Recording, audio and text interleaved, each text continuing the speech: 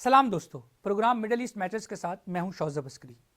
रवां हफ्ते इसराइल की पार्लियामेंट ने फ़लस्तीनी पनाहगज़ीनों के लिए अक़वाम मुत्तहिदा के इमदादी इदारे UNRWA के ख़िलाफ़ 2 क़वानीन मंजूर कर लिए हैं, जिससे मकबूजा फ़लस्तीनी इलाकों में इसकी सरगर्मियाँ बंद हो जाएंगी। आइए जानते हैं कि ये इसराइली क़वानीन क्या हैं और इनके नफाज से क्या होगा। सोमवार को इसराइल की पार्लियामेंट कनेस्ट ने 10 के मुकाबले में 92 वोटों की अक्सरियत से इन कवानीन को मंजूर किया, जिसके तहत मुल्की हुक्काम के लिए UNRWA से किसी भी तरह का राब्ता रखना ममनू करार दिया गया है और ये इदारा इसराइल की अमलदारी वाले इलाकों में यानी इसराइल, गज़ा और मगरबी किनारे में काम नहीं कर सकेगा। गज़ा और मगरबी किनारे में इमदाद पहुँचाने के लिए UNRWA और इसराइली हुक्काम के दरमियान करीबी राब्ते की ज़रूरत होती है, क्योंकि इसराइल इन इलाकों पर काबिज़ है। अगर इन इसराइली कवानीन का नफाज अमल में आ गया तो इसराइल अक़वाम मुत्तहिदा के इस इदारे के अमले को किसी भी इलाके में काम करने या दाखिल होने के इजाज़तनामे जारी नहीं करेगा और यूँ अक़वाम मुत्तहिदा की वो इमदाद जो फ़लस्तीनी मकबूजा इलाकों में जाती है उसकी तरसील मुमकिन नहीं रहेगी। आखिर इसराइल के इन कवानीन का मकसद क्या है?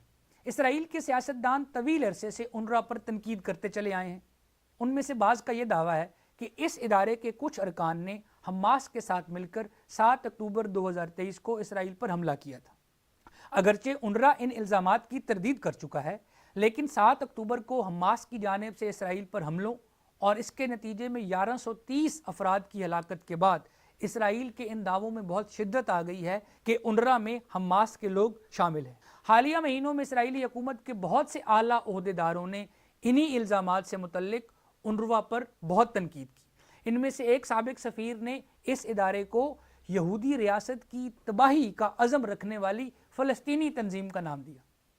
इतलात ये हैं कि इन नए कवानीन पर राय शुमारी से एक दिन पहले इनकी हिमायत करने वाले एक सियासतदान ने कहा था कि UNRWA का इदारा फ़लस्तीन के बच्चों को इसराइल से नफरत करना सिखाता है और फ़लस्तीनी बच्चों में यहूद मुखालिफ जज्बात को फैलाता है। ताहम अप्रैल में ही अक़वाम मुत्तहिदा के अपनी तरफ से कराए गए एक गैर जानिबदाराना जायज़े में इस बात की तस्दीक हुई थी कि UNRWA ने फ़लस्तीनी इलाकों में इमदादी कामों के दौरान अपने गैर जानिबदारी के असूल को ख़ास तौर पर बरकरार रखा है।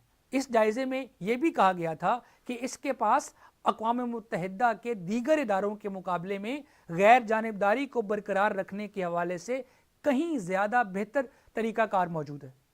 अप्रैल में ही UNRWA के कमिश्नर जनरल फिलिप लाज़ीनी ने यूनाइटेड नेशंस की सलामती कौंसिल को यह बताया कि गज़ा में तमाम तर इमदादी कार्रवाइयों में UNRWA का इदारा एक मरकज़ी किरदार अदा करता है, जबकि इसराइली हुक्काम की जानिब से इस इदारे को मकबूजा फ़लस्तीनी इलाकों से निकालने के लिए एक मक्काराना मुहिम चलाई जा रही है। आइए जानते हैं कि मकबूजा फ़लस्तीनी इलाकों में आखिर UNRWA करती क्या है। 15 मई 1948 को इसराइली रियासत का क़याम जब अमल में लाया गया तो उस वक्त 7.5 लाख फ़लस्तीनी अरबों को ज़बरदस्ती उनके घरों से बेदखल कर दिया गया। फ़लस्तीनी इस दिन को नकबा कहकर याद करते हैं। अक़वाम मुत्तहिदा ने ही इन 7.5 लाख फ़लस्तीनियों के लिए ये इदारा 1949 में कायम किया था। फ़लस्तीनी बेदखल होकर लबनान, उर्दन, शाम में मुकीम हुए और कुछ गज़ा और मगरबी किनारे में जाकर आबाद हुए। UNRWA इन्हीं इलाकों में काम करता है। इस इदारे का मकसद इन रजिस्टर्ड फ़लस्तीनी पनाहगज़ीनों की इमदाद और इनकी खिदमात की फरहमी है और यहाँ पनाहगज़ीनों से मुराद वो फ़लस्तीनी हैं जो 1 जून 1944 से लेकर 15 मई 1948 तक उन फ़लस्तीनी इलाकों में रहते थे जहाँ अब इसराइल कायम है। इसराइली रियासत के क़याम के नतीजे में इन लोगों को उनके घरों से निकाल दिया गया। UNRWA के इदारे ने कई दहाइयों तक इन इलाकों में फ़लस्तीनी पनाहगज़ीनों को ज़रूरी खिदमात फराहम की हैं, जिन पर अब इसराइल की अमलदारी है। इनमें मकबूजा मगरबी इलाका और गज़ा की पट्टी ख़ास तौर पर काबिल ज़िक्र है। UNRWA इन फ़लस्तीनियों के लिए हस्पताल, स्कूल और फ़नी तालीम के बुनियादी मराकज़ चलाता है।